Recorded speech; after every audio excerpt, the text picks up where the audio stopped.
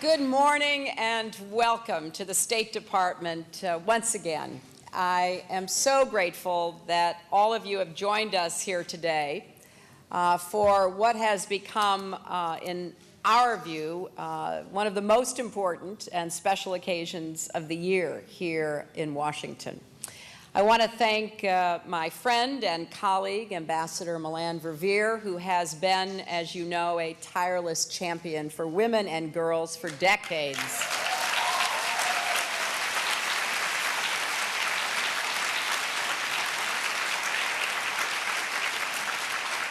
Milan and her team have not only made this event such a special occasion year after year, but they have helped put women and girls at the center of everything we do here at the State Department and in the Obama administration. So thanks again, Milan, although it was left out of her mention of the 7th grade girls, that one of them is her granddaughter. So she is very committed to the next generation, and I thank you for everything you have done and will do.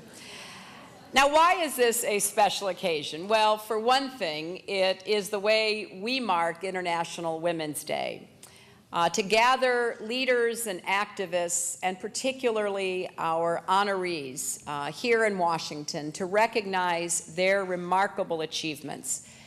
And for the 4th year, we are so honored to be joined by the First Lady of the United States, Michelle Obama.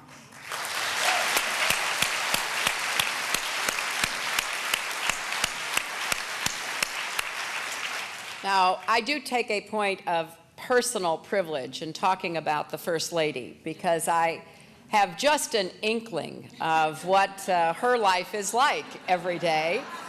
And I want to publicly thank her for being an inspiration for women and girls and families and communities here in the United States and around the world. It's always an honor to share a stage with her. And I think it's also a reminder that we have a lot of work to do. It is, of course, about the leadership and the voice of a First Lady or a Secretary of State, but it is much, much more than that. And what Michelle and I have tried to do in our own ways is to lift up the voices of others, because we want a great crescendo of voices. An international chorus that says clearly and unequivocally that women and girls deserve the same rights and opportunities as their fathers and brothers and sons. And today we will hear remarkable stories from our honorees. They come from diverse and distant places, but in one important way, they all walk the same path. They, too, are working tirelessly for justice. They are working for accountability. They are working for freedom. And they are working tirelessly to improve the lives of women and girls. Whether pushing for change in the halls of government in the Maldives, the courts of Saudi Arabia, whether making sure women have a voice in Libya's future and a role in Pakistan's government, whether enduring imprisonment or abuse for trying to assist other women and girls at risk, these women who you will meet today are all making a difference in the face of adversity, often under the threat of violence that is sometimes hard for those of us here in Washington or across our great country even to imagine. And while we honor them today, we know that tomorrow their work will and must continue so that every woman and girl someday will have the opportunity to live up to her own God-given potential. As I often say, this isn't just the right thing to do, it is also the smart thing to do. Improving the lives of women improves the lives of their families, strengthens their communities, and does create more opportunities for economic growth and prosperity. We know that investing in women's employment, health, and education levels leads to greater economic growth across a broad spectrum. It also leads to healthier children and a better educated population overall. We know that political systems that are open to full participation by women produce more effective institutions and more representative governments. And we know that the work that so many of you do will be done day after day as it moves us closer and closer to realizing the vision of equality. As long as you are on the front lines of this struggle, the United States will be with you, and we will use every tool at our disposal to help you. That's why next week, when all of the United States ambassadors from around the world gather here in Washington, I will be issuing the first ever secretarial policy directive on gender. This guidance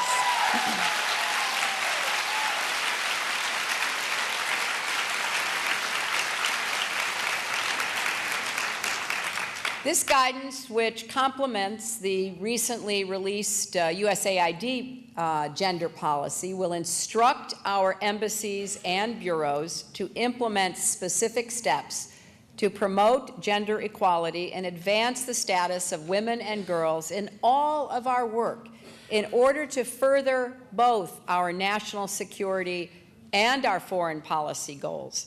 Now, this issue is not just a priority here at the State Department or at USAID, but across the administration.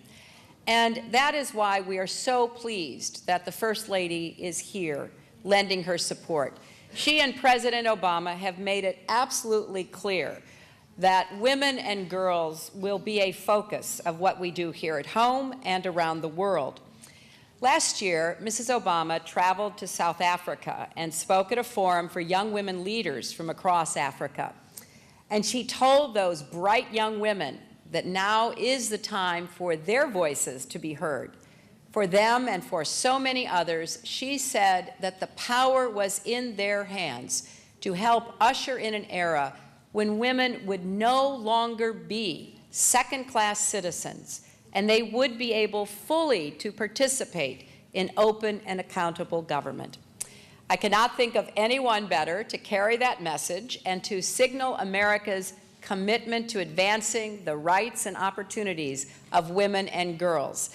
And I'm so grateful to both President and Mrs. Obama for all they have done to make this a priority. So please join me in welcoming our First Lady, Michelle Obama.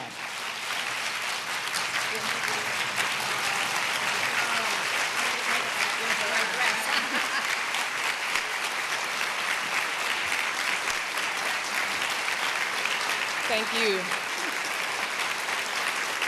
Thank you so much. Good morning, everyone. To say it is a pleasure to be here with all of you today would be an understatement. This is truly an important opportunity. It is an uplifting opportunity, and I am happy to be a part of it every single year.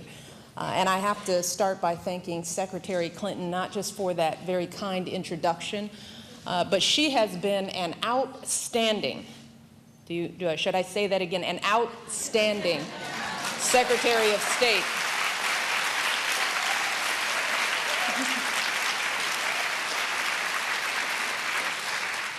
And she has been an inspiration to women and girls around the world. She is a role model for me in so many ways. I don't think she realizes how what she has done has made what I am doing partially possible.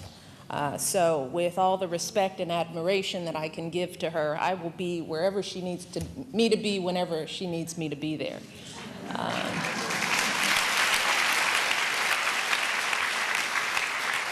I also want to join in recognizing our special guest, First Lady Mills, who is a dear friend. We enjoyed our visit to Ghana. And she is going to have a productive stay here in Washington. So she's going to be busy. Just take it easy. And of course, Secretary Vanda Pignato, who is a dear friend as well. We are honored to have you with us as well.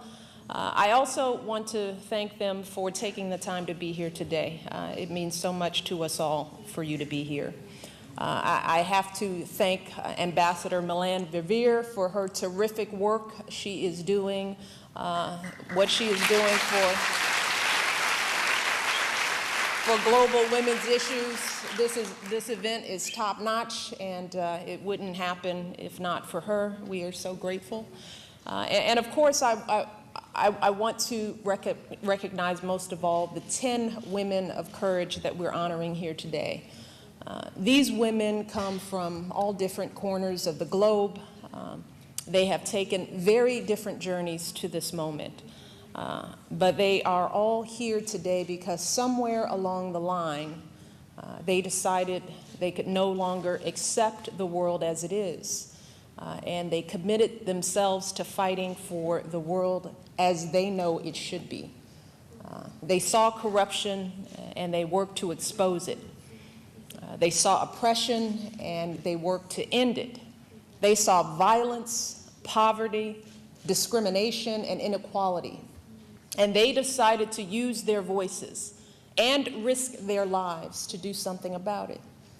And day after day, these women have stood up and said the things that no one else could say or would say. Year after year, they endured hardships that few of us could bear. At the age of 22, Zinmar Aung was imprisoned for 11 years simply for writing a letter demanding that the elected civilian government take power in Burma. When she was freed, she went right back to work, fighting for the rights of women and ethnic minorities and political prisoners. Shad Begum founded a women's NGO in Pakistan, and she ran for district council. When she won, she intended to use her position to improve health care and education, but when the council met, she was forced to sit in a separate side room behind a locked door. The microphone that was supposed to allow her to participate never worked. But undeterred, she decided to run for an even higher elected office, saying, and this is her quote, "Whatever it takes, I will make them hear me." And then there is Jeneth Bedoya Lima, an investigative journalist in Colombia. Back in 2000, when she was writing about an arms struggling network, she was kidnapped, brutally assaulted for hours by those who wished to silence her. But instead of backing down, she moved from her regional newspaper to a national one. And despite continued threats against her life, she kept reporting. She became a spokeswoman for a global campaign against sexual violence. And for 12 years, she's fought to hold her attackers responsible for their crimes. She has even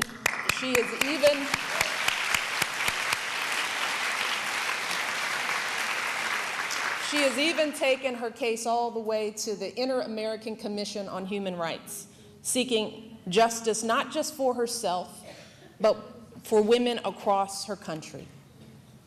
And that is why, despite the risks they face, despite the hardships they endure, these women carry on, because they know that they are fighting not just for their own rights and freedoms, but for the rights and freedoms of so many others. That is why, despite daunting physical obstacles, Safak Pave didn't just win a seat in parliament in her own country. She traveled to countries across the globe, winning support for the UN Convention on the Rights of Persons with Disabilities. She lives her life by a simple motto. These are her words. Whatever you experience is an example to others. Whatever you experience is an example to others. The same can be said of Priscilla de Oliveira Acevedo. Despite being one of just a few women in the Rio de Janeiro military police, she has risen through the ranks, commanding more than 100 male officers. We love that.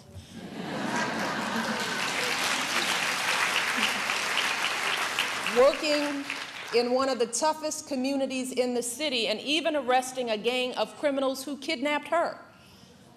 Women of all ages have been inspired by her leadership. And of them, she says, again, a quote, "They see me as an example of the fact that any woman can work in any type of activity. It's just a question of wanting to do it." And that is why each year we invite young people to join us at this event. It is so important because we want them to learn from and be inspired by the example of these women of courage. We invite them because we want to say to them and to boys and girls across America that if, despite all the obstacles these women of courage face, if they are still running for office and running organizations and serving their communities and their countries, then surely you can find a way to follow your dreams. Surely you can find a way to give back to your community and to your country. If these 10 women can endure death threats and horrifying violence and years behind bars to stand up for what they believe in, then surely our young people can find a way to stand up for what they believe in. Surely all of you can overcome the obstacles you face in your own life. And I'm thinking particularly of Jeneth Bedoya Lima and what she endured on that day 12 years ago. As her attackers assaulted her, they said to her, "Pay attention, we're sending a message to the press in Colombia." Well, today, with every story she writes and with every public appearance she makes, Jeneth is sending her own message that she will not back down, that she will not give up, and she will never, ever allow her voice to be silenced. And it is the same message that all of these women are sending with every act of courage they commit. The message that injustice will not stand, that inequality will not be tolerated, and that they will not stay silent in the face of evil. And to all of those who are oppressed and abused and left out and left behind, they are saying, "I am standing with you. I am fighting for you. You are not alone." And on this International Women's Day, that is the very message I wish to send to these 10 women and others like them in every corner of the globe. On behalf of my husband and on our country, I want you to know that you are never, ever alone. The United States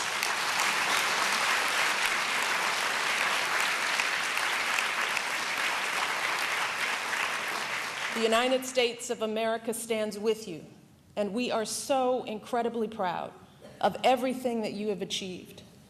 And we will continue to fight with you for the causes to which you have devoted your lives. So thank you all so much. Enjoy this day. Congratulations. God bless.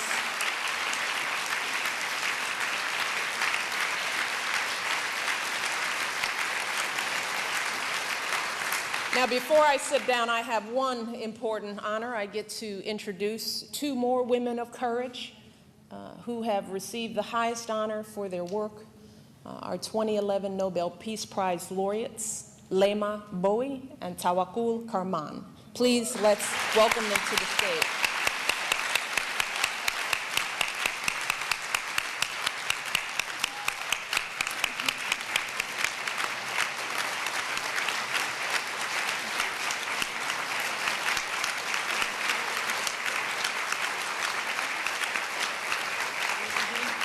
Thank you. Please have your seats. Thank you. Tina Brown has a way, not Tina Brown, Oprah Magazine did something on Abby and I, Abby Disney, and it said the robo-rouser. And I hate to come to places like this and see everyone trying to be so neat. Today is International Women's Day, and it's a day of celebration. Can the men in the room just shout Happy International Women's Day to all of the girls in this room? If you don't, we'll put you out. I'm listening. Shout Happy International. Thank you. We deserve it.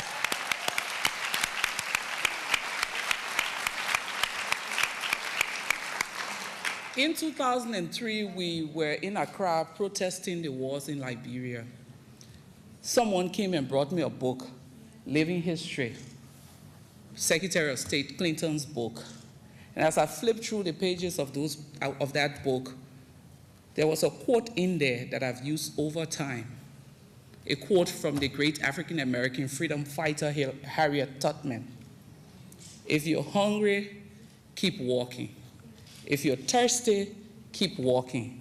If you want a taste of freedom, keep walking.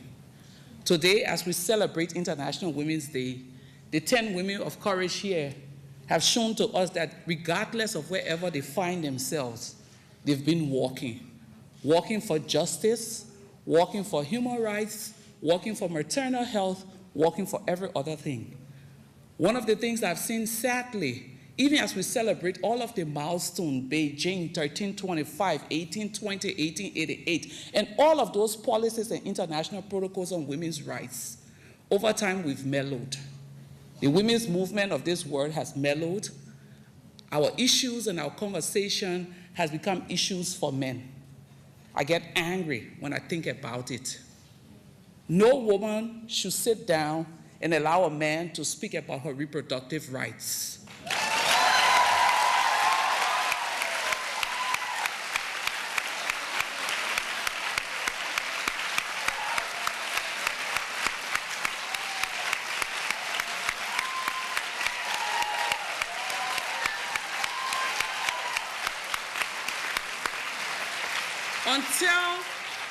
Until you've gone through that process, I've come from Africa to tell you you don't qualify.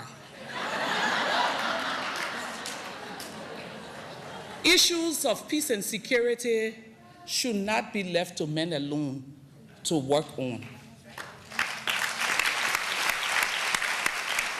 When it comes to conflict situations, women know their context, they have greater analysis, and they know what to do.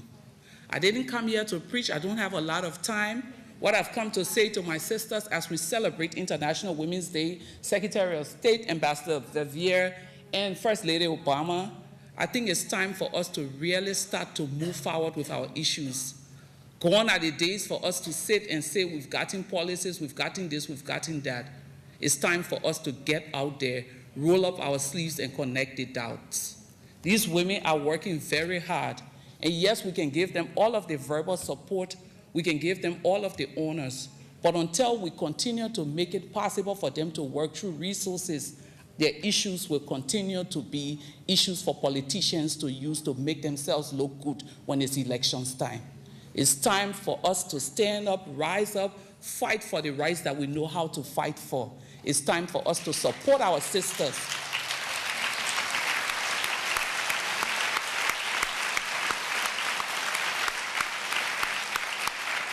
I've been an activist all of my life, and I know what it is and what it takes to get to where you want to get to. I know what it is when you need to do something for little girls. Today, as we celebrate International Women's Day here, we're celebrating International Women's Day in Accra, Ghana, with little girls at the La Palm Hotel. I tell you, as beautiful as it sounds, getting resources to get those girls to that place is a difficult thing. Let's honor them, but not just leave them with the honor. Let's support their work, support their efforts, and continue to make their issue our issue and not a politician issue. Thank you all very much.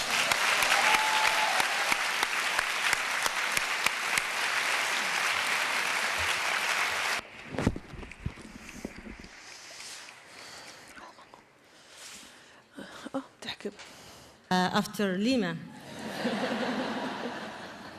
And also it's hard to talk in English, so I will do my best. Ladies and ladies, happy birthday. Ladies and gentlemen, really I am so proud to be here to celebrate with you an International Women's Day. This is special day for all of us, special day for all the women around the world, for all the women, especially in Arab countries after Arab Spring.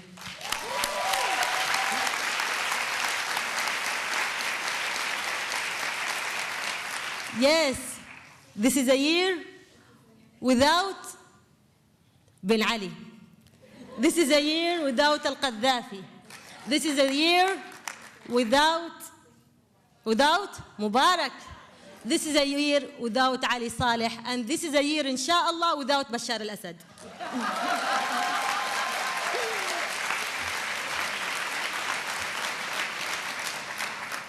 So this is nice morning.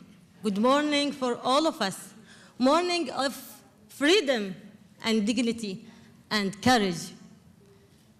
To all the women around the world, you have to trust yourself. You have to know that without you, you can't, and your society, your community, couldn't achieve their goals and their dreams. To all women in the world, you must know that you have to be in the front line. You have to refuse any seats back. You have to be in the front, and you have struggled for all the rights, not just women's rights.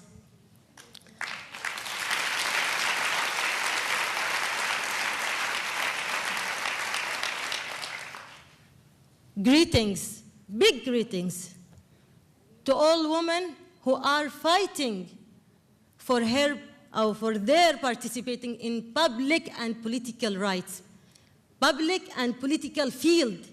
This is a very important field for every woman and for every society. I want to say also big greetings to all the women, all women in Syria who are fighting for their freedom.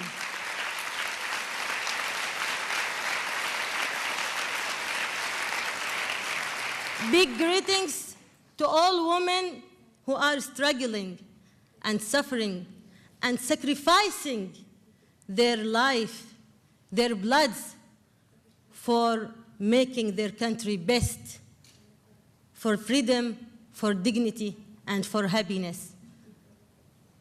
To all people around the world, you have to know that without women, you can't achieve everything. Special men has to be with women. They have to work hand by hand for solving all problems around the world, for making peace spread around the world. To all of them, I want to tell them that we will not make the holiday or the ceremony for women just one day. We will make it 365 days. Thank you very much.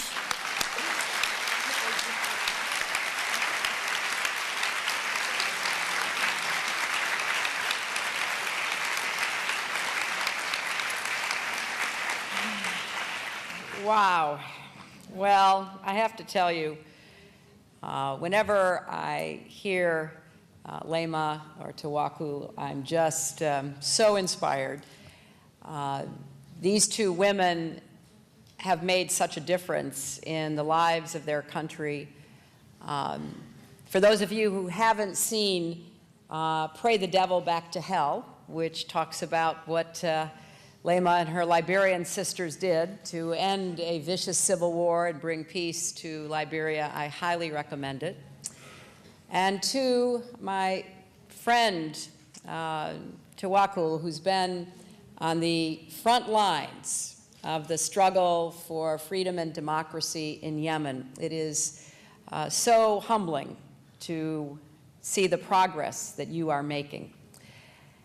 It is now my honor to present this year's International Women of Courage Awards. And I would ask each of the honorees to join the First Lady and me one at a time after I read the citations. And before I begin with the individual presentations, I want to say that the call to action we heard from our two Nobel laureates is one I hope everyone will remember. Sometimes the women we honor come here against great odds, and in the face of danger. Sometimes shining this bright spotlight on their work protects them. But they all come with a commitment to continuing that we have to embrace and support, because each of them can use our help. So with that, let me begin. While it's a struggle for many women in Afghanistan to have their voices heard, Mariam Durrani is working to make sure that women's voices are not only heard, but amplified and broadcasted. She owns and manages the only local radio station that focuses on women's issues. Kandahar province, where Mariam lives, is one of the most dangerous areas of Afghanistan. But that has not stopped her from speaking out for women's rights and representing those ideas from her seat on the provincial council. Airing such bold ideas in public is not always popular. And she is with us today, having survived several attempts on her life. Yet she pushes forward undeterred, ensuring that those voices and the message of equality and inclusion is heard loudly and clearly. So, to you, Mariam, Director of the Khadija Kubra Women's Association for Culture, Kandahar, and Provincial Council member, for striving to give a voice to women through the power of the media, government, and civil society, despite innumerable security and societal challenges. We honor and applaud you.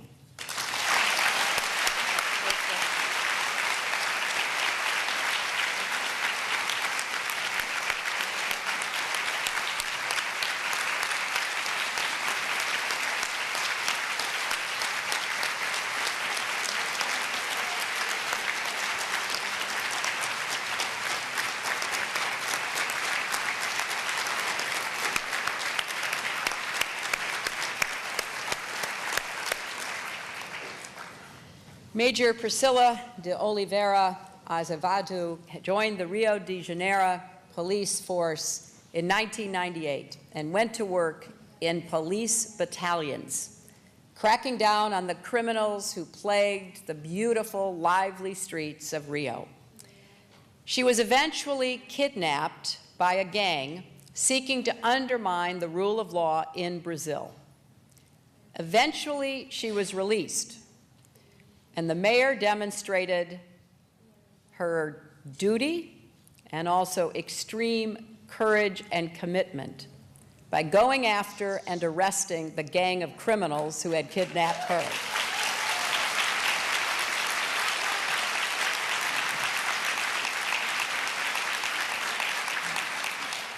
Today, she is a prominent leader in the police force in Rio de Janeiro, and she continues to work with local governments to improve services and expand access to education and vocational training.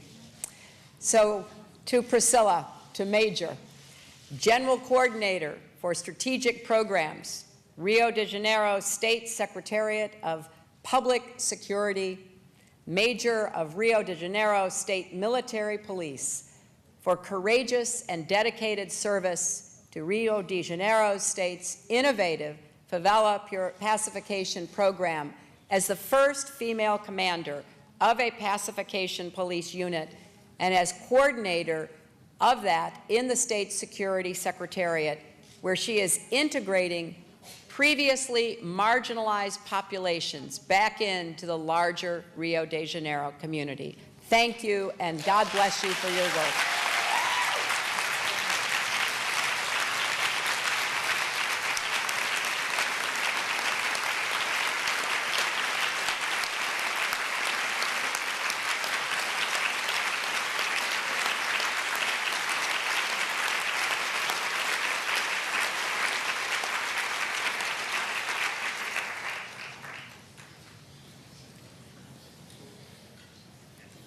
"11 years in a Burmese prison could not silence Zin Marong. Her life's work has been promoting democracy, women's rights, and conflict resolution in Burma. Today, she leads a self-help association for female ex-political prisoners, as well as a school of political science. Her efforts have allowed former prisoners to take advantage of rebuilding their lives, even when her activism jeopardized her own freedom. She continues to raise awareness of issues affecting ethnic minorities in this evolving environment for civil society and democracy activists. So Zin, you are a democracy activist. And so for championing democracy, strengthening civil society, and empowering individuals to contribute meaningfully to the political transformation of your country, we thank you and salute you.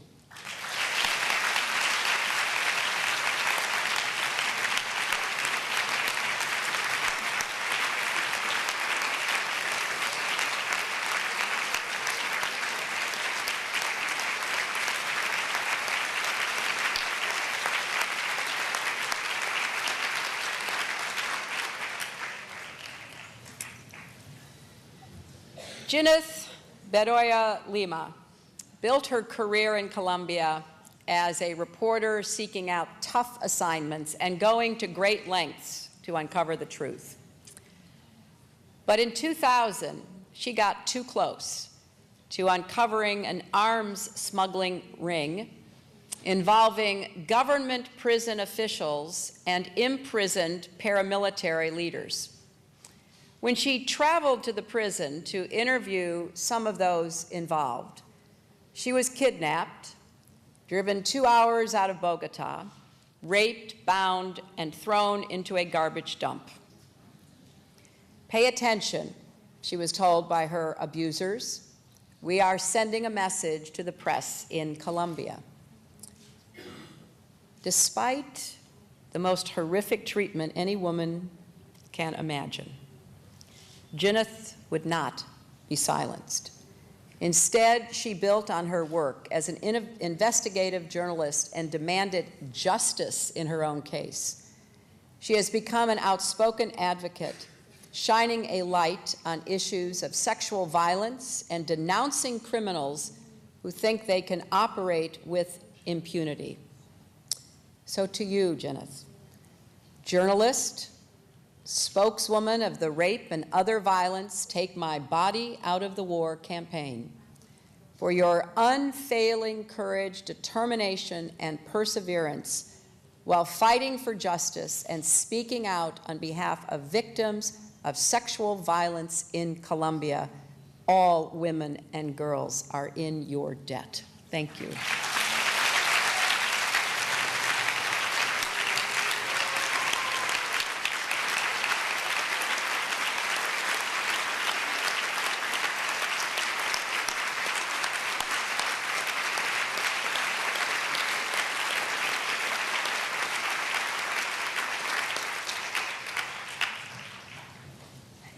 As the dust of the Libyan revolution settles, the details of those tumultuous months are coming to light.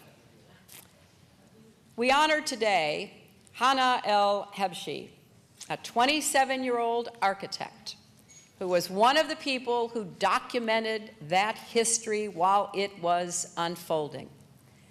Writing under the pseudonym Numidia, her reporting not only showed the world what the people of Libya were enduring, but let the people of Libya know that the world was standing with them. She remains a strong voice for freedom of expression and women's inclusion as the Libyan people chart the course for their country's future. So Hana, human rights activist for courageous advancement of the cause of freedom, and the freedom especially of expression, and for the promotion of women's rights during times of conflict and transition in Libya. We thank you and we thank all of Libya's daughters and sons who have made their country free.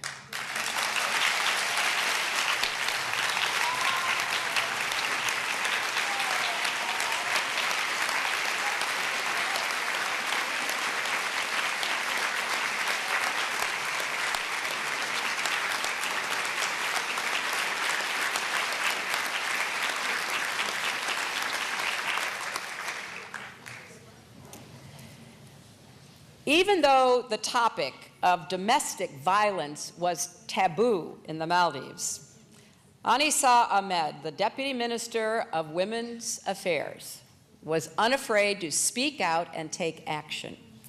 She brought together citizens and stakeholders to build new partnerships to produce a series of documentaries to raise awareness about this issue and to begin the process of changing the way people think about it. As a government official, she pushed for legislation to curb domestic violence. And since leaving the government, Anissa has founded her own NGO, Hope for Women. Her group works to ensure that domestic violence issues are part of the public discourse and in the debates in government. When religious leaders got on the radio and said that female genital mutilation was an acceptable religious practice, Anissa fought right back, telling the public about the harmful effects of this practice and calling on the government to intervene to stop it. She is inspiring others to speak out about these once hidden problems, urging students and police officers and activists to confront these issues in the open. So, Anissa, founder, member, and chairperson, Hope for Women NGO, for your courageous and continued advocacy for women's rights throughout government and civil society, as well as the protection of women from domestic violence. We thank you for improving the lives and sending the message that domestic violence is not a cultural practice, it is a crime.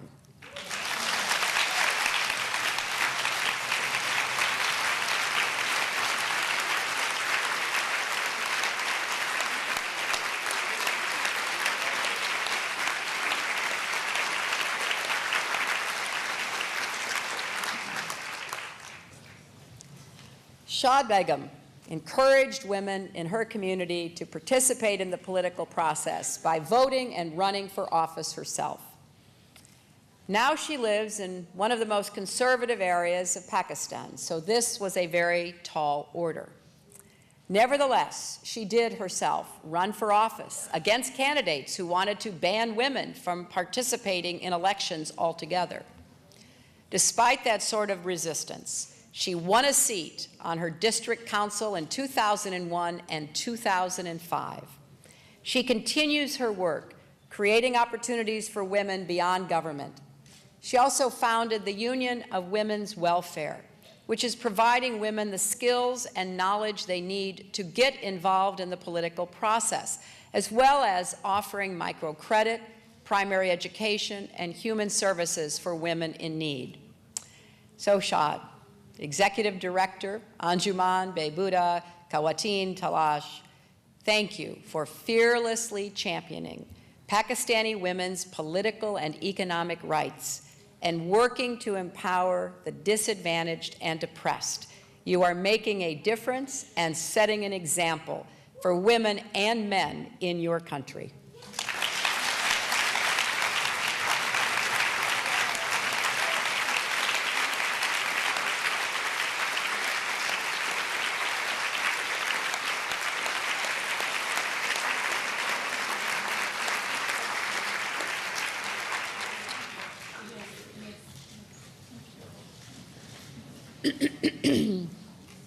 Samira Badawi is standing up against two of the most significant challenges facing women in Saudi Arabia: women's suffrage and a system in which women cannot marry who they want, get a job of their choosing, or travel outside the country without permission of a male guardian.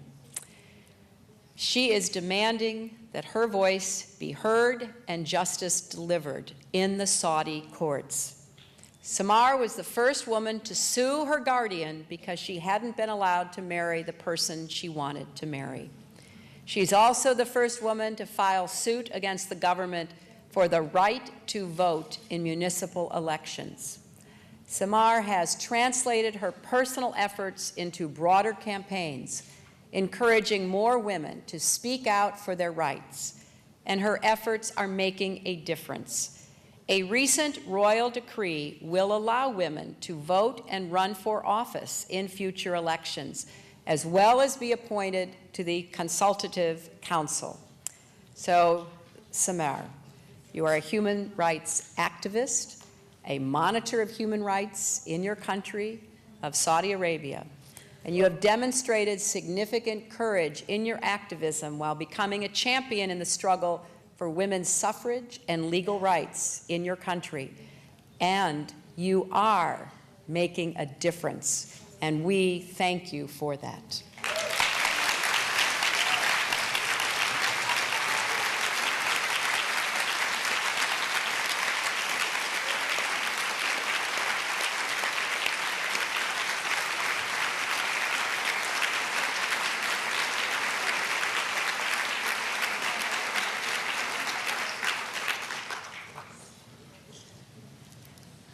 Hawa Abdallah Mohammed Salah has spent much of her life surrounded by conflict.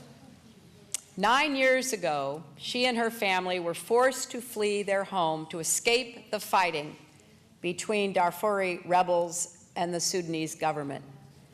Years in a camp for displaced persons ignited within her the drive to demand basic human rights for so many suffering in the Darfur region. She went to school, the University of El Fashar, and began working with the United Nations Development Program on issues of human rights, rule of law, and governance. Her aim now is to continue working to strengthen the rights of women and children in Sudan.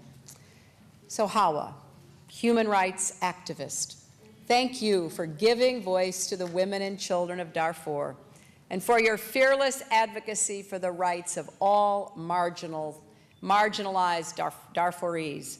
And we hope and pray with you that peace will finally come to Darfur.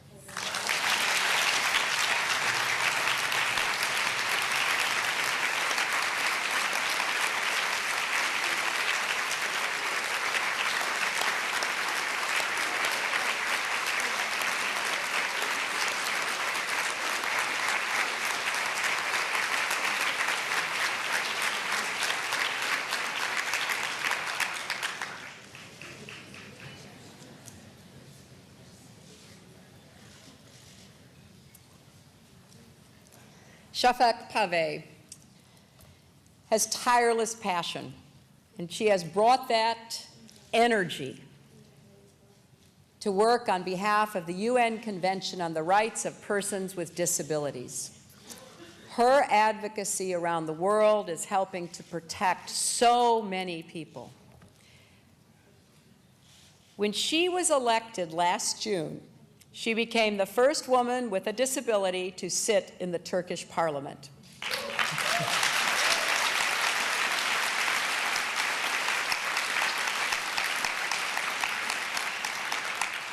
But she has transformed her disability into a strength.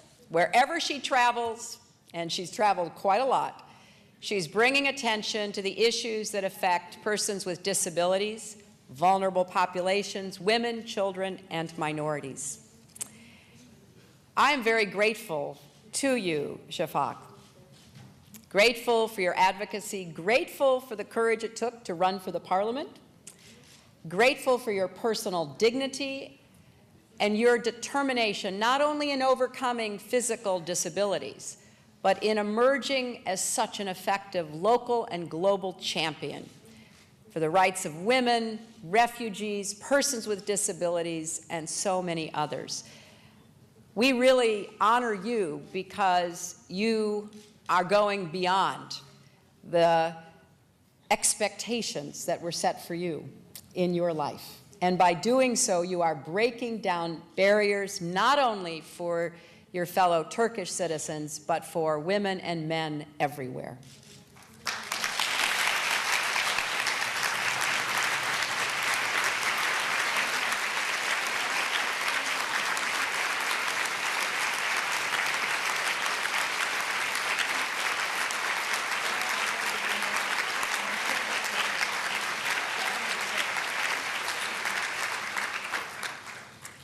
Well, I don't know about you, but I always come away from this event not only inspired, which I think you'd have to be brain dead not to be inspired, but also challenged.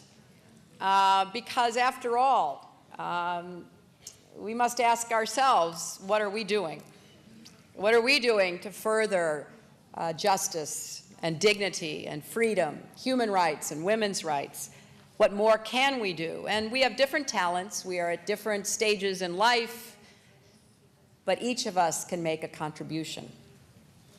And I hope that when you think about what is possible for you, you will remember these women and their stories.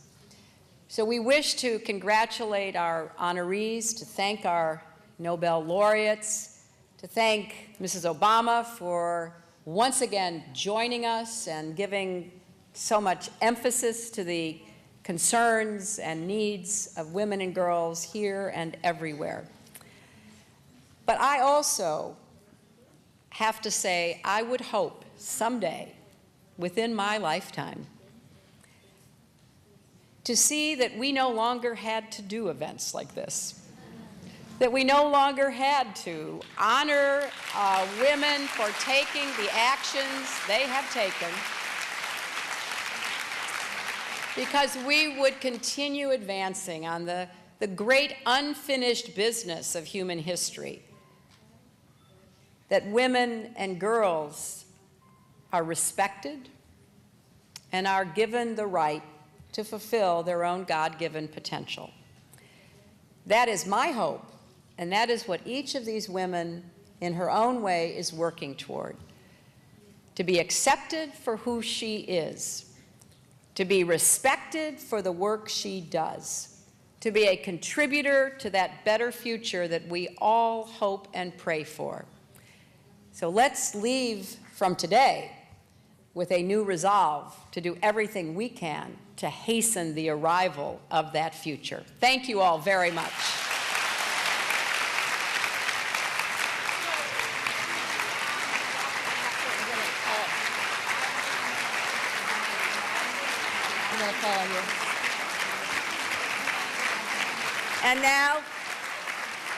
And now to say a few words on behalf of all of the women of courage, our awardee from Burma, Zin, come on up here.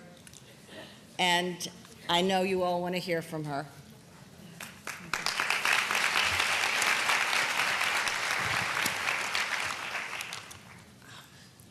Good morning, everybody. First of all, I would like to start by thanking the Secretary of State, Mrs. Hillary Clinton, the Department of State, and we are honored to be with the First Lady, Mrs. Obama. And also, I am very pleased as I am here getting an opportunity to speak on the behalf of the Women of Courageous awardee. Though we are from different parts of the world, we meet and we came here with the same shared goal, that is to stand for justice, peace, and freedom. I dare to speak that this award encourages not only for us, but also for all of the women who want to change the unjust and reasonable practice of their society. For Burma, it is now a very critical time for democratic reform, and it is also the time to ask the questions, what is the role of women in democratic reform, and how much we can do? Fortunately, we already have an inspirational women leader, Aung San Suu Kyi. In traditional society, the example of the role of the women is that women just become wives, which means women are objects of choice of men. Actually, the ability to choose is the only significant differences between human and other creatures. We, women, are human, and so we must choose what we want to become or what we want to have in our lives. Those women of courage are known here, and it is great pleasure for me to be a friend of them. And we are here to appreciate, to initiate the sisterhood of the future leaders. Finally, I would like to appreciate the hospitality of the United States, and I would like to appreciate the United States Embassy in Burma because of their great effort to get my passport so that I am here right now.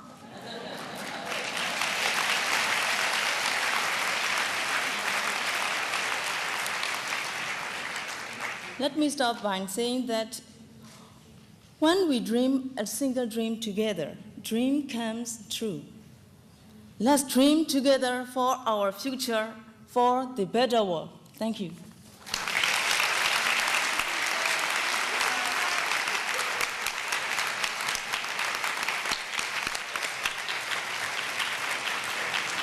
And so, everyone, as Zin said, and thank you for that, the sisterhood of future and present leaders, they are all.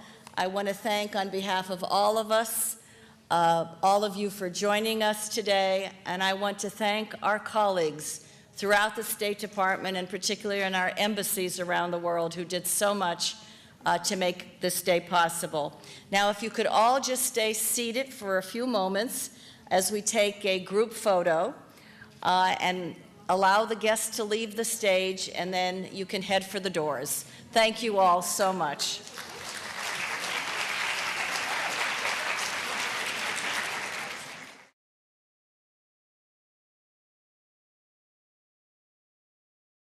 Good morning and welcome to the State Department once again. I am so grateful that all of you have joined us here today for what has become, in our view, one of the most important and special occasions of the year here in Washington. I want to thank my friend and colleague, Ambassador Milan Verveer, who has been, as you know, a tireless champion for women and girls for decades.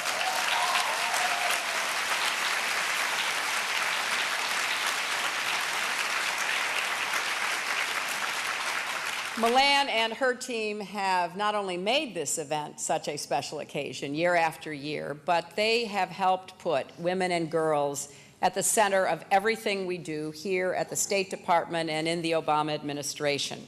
So thanks again, Milan, although it was left out of her mention of the 7th grade girls, that one of them is her granddaughter. So she is very committed to the next generation, and I thank you for everything you have done and will do. Economic growth across a broad spectrum.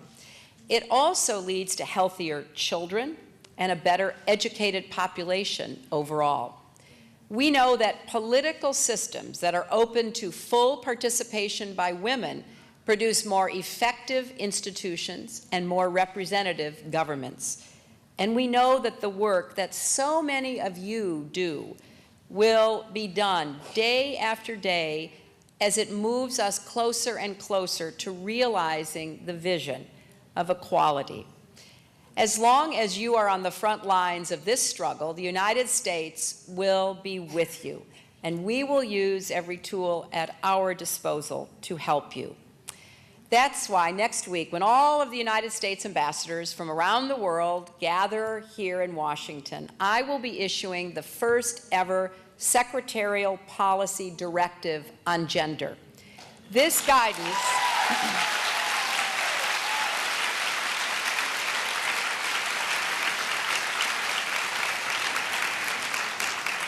This guidance, which complements the recent and a role in Pakistan's government, whether enduring imprisonment or abuse for trying to assist other women and girls at risk, these women who you will meet today are all making a difference in the face of adversity, often under the threat of violence that is sometimes hard for those of us here in Washington or across our great country even to imagine.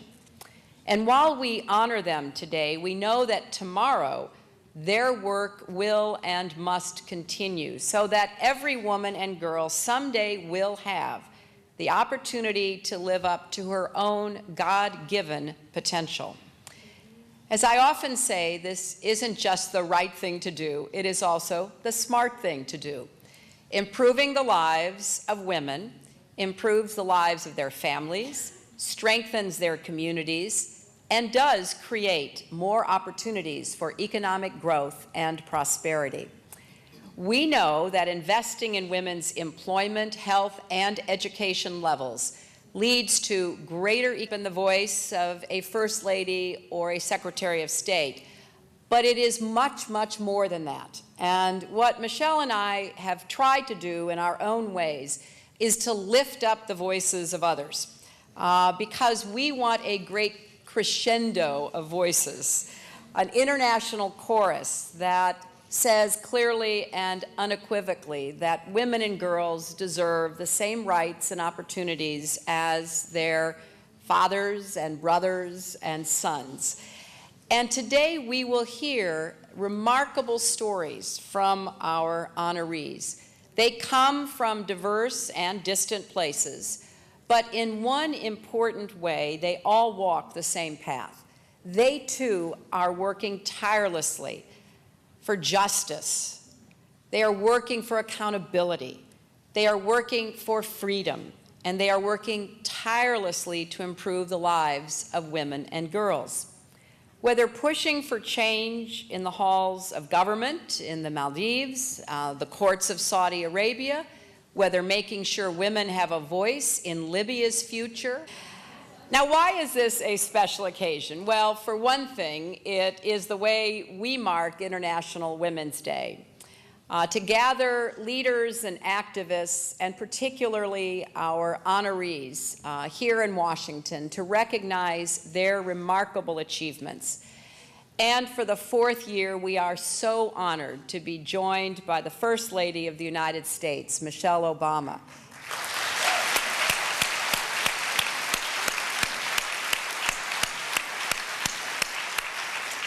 Now, I do take a point of personal privilege in talking about the First Lady, because I have just an inkling of what her life is like every day. And I want to publicly thank her for being an inspiration for women and girls and families and communities here in the United States and around the world. It's always an honor to share a stage with her. And I think it's also a reminder that we have a lot of work to do. It is, of course, about the leadership